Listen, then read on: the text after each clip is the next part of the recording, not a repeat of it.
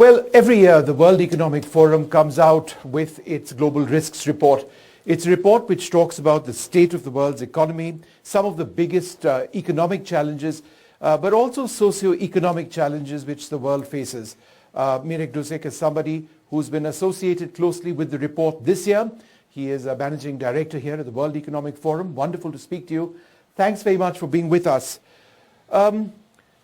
We all come over here with a sense of optimism, but I do suspect that there is a little less optimism this year because of twin challenges. One, the Ukraine war, and of course, the pandemic, which isn't over, unfortunately. So when you came out with this report, based on Ukraine and COVID, what are your primary concerns?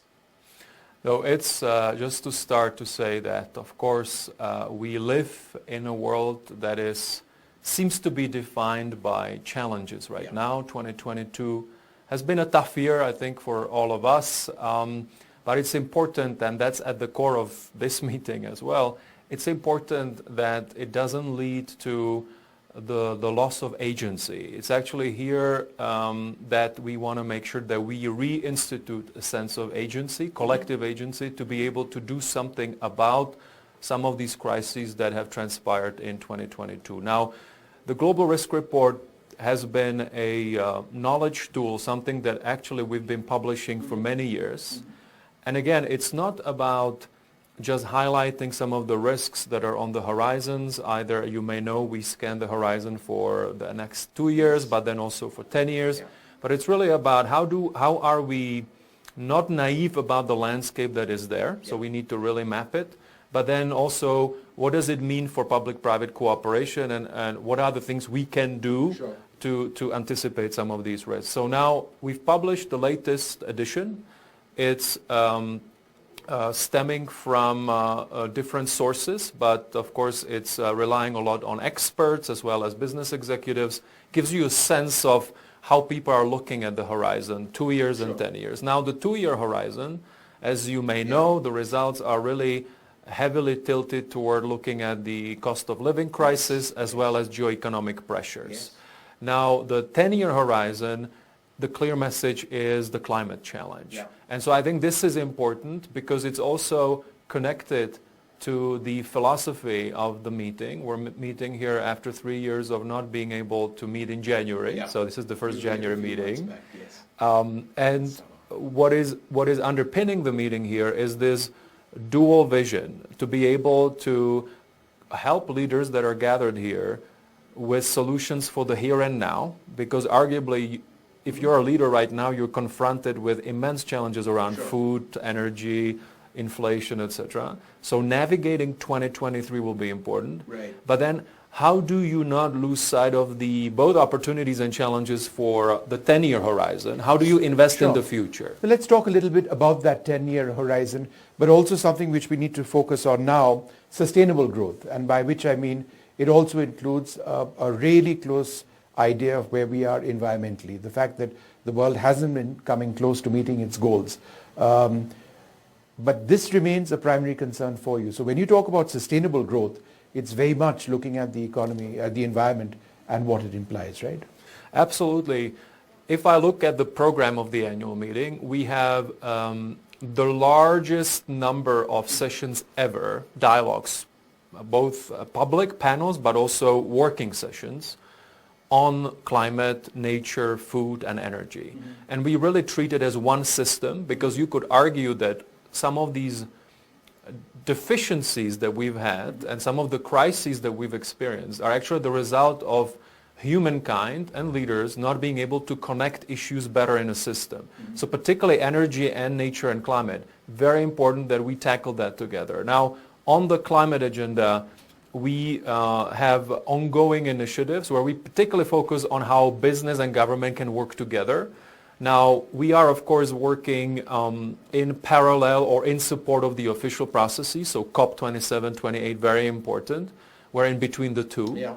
And so we support with how do we make sure that, again, businesses and governments are looking at some concrete opportunities to make progress. So that's definitely one thing. The other thing, we are really on the front foot in terms of looking at how innovation can also help us get there. You may know that Fatih Birol, for example, from the International Energy Agency is quoted now, it's well known that up to a half of the technologies that we need to get to net zero are still not deployed at scale in the market. So what is it that we can do to help with that? Sure.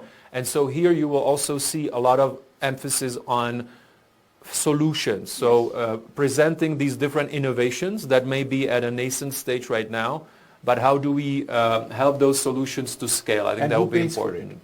I think that's a big concern when it comes to green technologies and new technologies emerging, is the entire financing structure. Perhaps that's going to come up as well in conversations. I wanted to focus a little bit more on a couple of points in the report which have come out. Technology will exacerbate inequalities. Why do you say so? It's really, of course, stemming from some of the survey data that we have there, and we're always looking at both. And so, as I mentioned, we feel that technology and innovation is so important for some of these challenges that we have in front of us, climate, trade as well, etc. And of course, we also need to be very realistic, or we need to say, okay, we are looking at the opportunities of technology and innovation, and how do we make sure that governments and businesses and civil society are also prepared for the potential risks, and again, how do we anticipate What are those risks? So a digital divide, for example. So we have the cost of technology. Of course, this is such an important issue. How do we make sure that technology is really a force for good? You may know that we have been working on creating a global network of centers for the fourth industrial revolution, and the motto of that is actually, how do we make sure that humankind and society has agency over the outcomes of deployment of these technologies?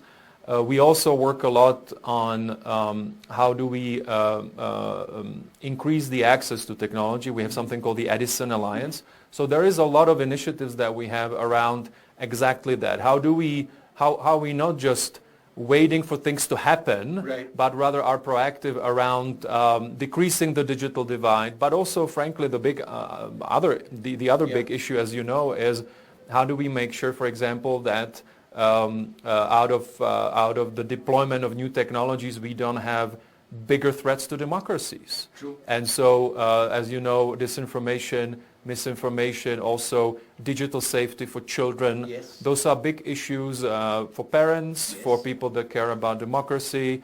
And so it's really important that, again, we give the platform for leaders to think through those dilemmas. And how do we do our best to prevent those risks from happening? Cybersecurity, that's a huge concern as well at so many levels, whether it's banking frauds or frauds perpetuated against individual nations. How do you look at cybersecurity as a real concern going forward?